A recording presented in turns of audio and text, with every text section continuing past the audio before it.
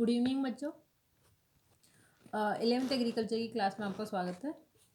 अच्छा, हम लोगों ने लास्ट वाली क्लास में लवणी या लवणी क्षारीय मृदाओं के बारे में बात की थी, और जो उसके बाद वाली जो क्लास हुई थी उसके में हम लोगों ने बात की थी कि लवणीय जो मृदाएं होती है उनका प्रबंधन कैसे किया जाता है, यानी उन लवणीय मृदाओं को वापस से नॉर्मल मृदाओं में कैसे कन्वर्ट किया जाता है, उनको सुधारा कैसे जाता है। तो लवणीय मृदाओं को सुधारने के दो उपाय थे। पहला था भौतिक उपाय और दूसरा था रासायनिक उपाय। ओके, तो भौतिक उपाय में हम लोगों ने बात कर लिया था कि भौतिक जो उपाय होता है वो 3 तरीके का होता है। कौन कौन सा? पहला था खुरचना,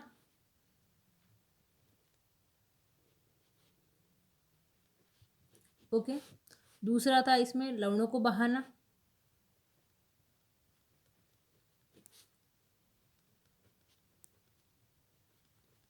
और थर्ड था इसमें निक्षालन।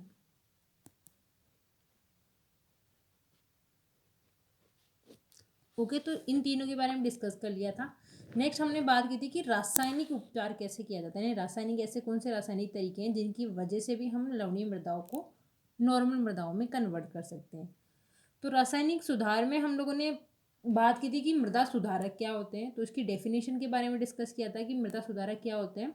देन उसके बाद में हम लोगों ने डिस्कस किया था कि जो मृदा सुधारक होते हैं वो कितने तरीके के होते हैं। ओके, तो मृदा सुधारकों को हम लोगों ने 3 भागों में बांटा था। पहला विलेय कैल्शियम लवण, यानी जिसमें जो कैल्शियम होता है वो आसानी से विलेय हो जाता है, जिसका एग्जाम्पल था जिप्सम और फास्फोजिप्सम। दूसरा था कम विलेय वाले, जो कम मात्रा में विलेय होते हैं, जिसका एग्जाम्पल था चूना पत्थर यानी कैल्शियम कार्बोनेट। और लास्ट वाला था अम्ल उत्पादक, जो अम्ल उत्पन्न करते हैं और फिर देन क्या करते हैं, मृदा को सुधारते हैं। तो उसके अंदर था पायराइट्स या सल्फर वाले जो तत्व थे वो वाले। तो आज हम रासायनिक उपायों के बारे में बात करेंगे। रासायनिक उपाय जो मृदा को सुधारने के लिए यूज किए जाते हैं। इन रासायनिक उपायों में आज हम बात करेंगे पहले जिप्सम के बारे में, कि जिप्सम लवणीय या क्षारीय मृदाओं को सुधारने में कैसे यूज होता है। ओके, तो जिप्सम की बात करें तो जिप्सम का सूत्र होता है CaSO4 डॉट 2H2O। ओके, अब हमें पता है कि मृदा यानी क्ले कोलाइड्स पर क्या आ जाते हैं, सोडियम आ जाते हैं, क्योंकि सोडियम मृदा को कैसे करते हैं, लवणीय या क्षारीय में कन्वर्ट करते हैं। ओके, तो जिप्सम के बारे में बात कर रहे थे कि जिप्सम में क्या होता है, जो मृदा कोलाइड्स होते हैं, क्ले कोलाइड्स होते हैं, उन पर क्या हो जाता है, सोडियम आ जाता है। जब ये सोडियम आ जाता है तो इसकी वजह से मृदा कैसी हो जाती है, लवणीय हो जाती है या क्षारीय हो जाते हैं। तो जब हम इसमें जिप्सम CaSO4 डालते हैं, जिप्सम का यूज़ किया जाता है, तो इसमें उपस्थित कैल्शियम क्या करेगा, इस सोडियम को यहाँ से हटा देगा और इसके स्थान पर खुद आ जाएगा, यानी क्ले कणों पर फिर कौन आ जाएगा, कैल्शियम आ जाता है। और ये जो सोडियम है वो क्या करता है, मृदा में सल्फेट के साथ क्रिया करके सोडियम सल्फेट का निर्माण कर लेता है। और ये जो सोडियम सल्फेट है ये क्या होती है, जल में घुलनशील होती है, और जल में घुलनशील होने के कारण ये मृदा में क्या हो जाती है, लीच हो जाती है, यानी जड़ क्षेत्र से नीचे चली जाती है। तो इस तरीके से मृदा, जो लवणीय मृदाएं हैं, वो जिप्सम के माध्यम से इस तरीके से सुधारी जाती है। ओके, तो जिप्सम वाले में कैसे होगा कि जब हम जिप्सम का यूज़ करेंगे तो मृदा कोलाइडों पर उपस्थित सोडियम इस कैल्शियम द्वारा रिप्लेस कर दिया जाएगा, और ये सोडियम सल्फेट के साथ जाकर सोडियम सल्फेट का निर्माण करेगा। जब मृदा कोलाइडों पर क्या आ जाएगा, कैल्शियम आ जाएगा, तो मृदाएं कैसी हो जाएगी, उदासीन हो जाएगी, यानी नॉर्मल मृदाओं में कन्वर्ट हो जाएगी। तो इस तरीके से जिप्सम यूज़ किया जाता है। अच्छा देख, नेक्स्ट जो यूज़ करते हैं हम मृदाओं को सुधारने के लिए, वो यूज़ करते हैं चूने पत्थर का, यानी कैल्शियम कार्बोनेट का। सेकंड जो यूज़ किया जाएगा वो होता है चूना पत्थर। ओके, लवणीय मृदाओं को सुधारने के लिए चूने पत्थर का यूज़ किस तरीके से किया जाता है, तो चूने पत्थर की बात करें यानी कैल्शियम कार्बोनेट की। अच्छा, कैल्शियम कार्बोनेट की बात करें तो कैल्शियम कार्बोनेट का प्रयोग मुख्यतः उन मृदाओं में किया जाता है जिनका पीएच मान 8 से कम होता है। 8 से कम क्यों? क्योंकि ज़्यादा पीएच मान होने पर ये इसमें उपस्थित कैल्शियम या कैल्शियम कार्बोनेट में उपस्थित जो चूना होता है वो क्या होता है, अघुलनशील हो जाता है। और अघुलनशील होने के बाद में ये क्या करता है, मृदाओं को सुधारने के लिए यूज़ नहीं हो पाता। इस वजह से इसका प्रयोग मुख्यतः जो कम लवणीय या कम क्षारीय मृदाएं हैं उनमें किया जाता है। अच्छा, अब ये काम कैसे करता है? अगर इसकी बात करें काम की, तो जिस तरीके से कैल्शियम सल्फेट यानी जिप्सम यूज होता है, उसी तरीके से क्ले कोलाइडों पर उपस्थित सोडियम जब कैल्शियम कार्बोनेट के संपर्क में आती है तो इसमें उपस्थित कैल्शियम, क्योंकि कैल्शियम भी क्या होता है, धनायन होता है, और कोलाइड कैसे होते हैं, ऋणायन होते हैं। तो ये कैल्शियम इस सोडियम के स्थान पर आ जाएगा, और इस सोडियम के स्थान पर आने के बाद मृदा कणों पर कौन आ जाएगा, कैल्शियम आ जाएगा, जिससे मृदाएं कैसी हो गई, उदासीन हो गई या नॉर्मल मृदाओं में कन्वर्ट हो गई।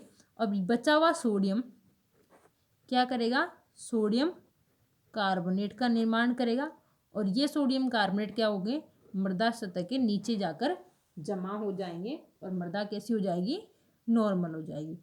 तो सोडियम का चूने पत्थर का प्रयोग लवणीय मृदाओं को सुधारने के लिए इस तरीके से किया जाता है। ओके, नेक्स्ट जो मृदा सुधारने के लिए हम यूज करते हैं वो होता है पायराइट्स।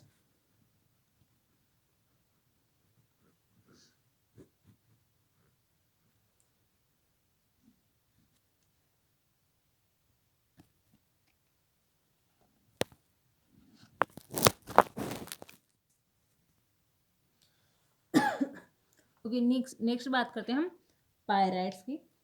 जब पायराइट्स की बात करें, FeS2, पायराइट्स जो होता है वो अम्ल या अम्ल उत्पादक मृदा सुधारकों का एग्जाम्पल होता है। यानी ये ऐसे पदार्थ होते हैं जो पहले अम्ल बनाते हैं, वो बना हुआ जो अम्ल है वो मृदाओं में क्या करता है, मृदा सुधारक के रूप में काम आता है। ओके, दूसरी बात करें तो अम्ल जितने भी जो पायराइट्स वाले तत्व होंगे या पायराइट जो होगा उसका प्रयोग उन मृदाओं में करते हैं जिनमें कैल्शियम कार्बोनेट यानी चूना पहले से ही उपस्थित हो, परंतु ये चूना क्या होता है, अक्रियाशील या इनएक्टिव स्थिति में पड़ा रहता है, यानी मृदा सुधारक के रूप में विलय अवस्था में ना होकर अघुलनशील अवस्था में उपस्थित होता है, यानी निष्क्रिय होता है। तो इस पायराइट्स का प्रयोग उन मृदाओं में करते हैं जहां कैल्शियम कार्बोनेट ऑलरेडी उपस्थित होता है, परंतु किस अवस्था में होता है, निष्क्रिय अवस्था में होता है। ओके, अब देखते हैं कि ये मृदाओं में काम कैसे करते हैं। जैसे आप मृदाओं में पायराइट्स मिलाते हैं, पायराइट्स मिलाने के बाद ये पायराइट में क्या होता है, ऑक्सीकरण की क्रिया होती है, प्लस साथ ही साथ ये जल के साथ क्रिया करते हैं। ओके, तो जब ऑक्सीकरण और ऑक्सीकरण की क्रिया होती है और साथ ही साथ जल के साथ क्रिया करते हैं, तो इस तरीके से साथ क्रिया करने के बाद ये क्या करते हैं, आयरन सल्फेट का निर्माण करते हैं, और कुछ मात्रा में ये H2SO4 क्या होता है, गंधक का अम्ल। क्योंकि हम लोगों ने बात की थी कि ये कौन से तत्व होते हैं, अम्ल उत्पादक कारक होते हैं जो पहले अम्ल बनाएंगे।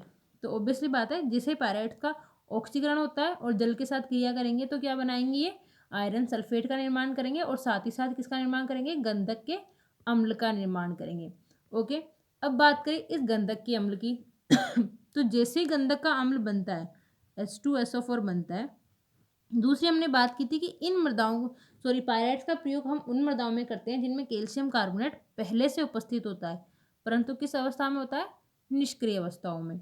तो जब ये सल्फ्यूरिक अम्ल होता है, सल्फ्यूरिक अम्ल इस निष्क्रिय कैल्शियम कार्बोनेट के संपर्क में आता है, तो कैल्शियम कार्बोनेट के संपर्क में आने के बाद ये क्या करता है, ये कैल्शियम कार्बोनेट इस सल्फ्यूरिक अम्ल के साथ मिलकर CaSO4 यानी जिप्सम का कैल्शियम सल्फेट का निर्माण कर लेते हैं, और साथ ही साथ कुछ मात्रा में जल और CO2 मुक्त करते हैं।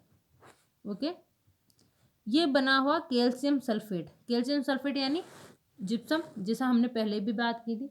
तो जब ये बना हुआ कैल्शियम सल्फेट सोडियम के संपर्क में आता है,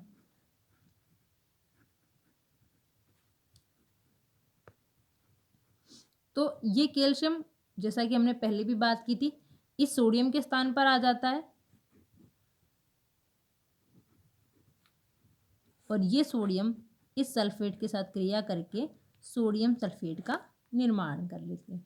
और जैसा कि सोडियम सल्फेट क्या होते हैं, विलेयशील होते हैं, घुलनशील होते हैं, तो ये घुलकर मृदा सतह के नीचे चले जाते हैं। ओके तो ये इस तरीके से क्या होता है, लवणीय मृदाओं का सुधार किया जाता है। तो ऑब्वियसली बात है, आपको समझ में आया होगा कि लवणीय मृदाओं का सुधार हम 3 तरीके से कर सकते हैं। पहला, हम जिप्सम डाल के कर सकते हैं, जो कि क्या होता है, विलेय कैल्शियम लवण का एग्जाम्पल है। दूसरा, हम चूना पत्थर यूज़ कर सकते हैं, जो कि कैसे क्या होता है, कम विलेयशील लवणों का एग्जाम्पल होते हैं। और नेक्स्ट बात करते हैं कि हम इसमें पायराइट्स का यूज़ भी कर सकते हैं, और ये तीनों किस तरीके से काम करते हैं ये भी हम लोगों ने बात की। ओके, नेक्स्ट वाली क्लास में बात करेंगे कि जो मृदाएं लवणीय मृदाओं को हमने सुधारा है, यानी नॉर्मल मृदाओं में चेंज होती है, तो चेंज होने के बाद में भी निम्न कुछ प्रबंधन या मैनेजमेंट किए जाते हैं, जिसकी वजह से वापस से लवणीय मृदाओं में कन्वर्ट ना हो। तो नेक्स्ट वाली जो क्लास होगी उसमें हम लवणीय मृदाओं के मैनेजमेंट की बात करेंगे। Okay, thank you.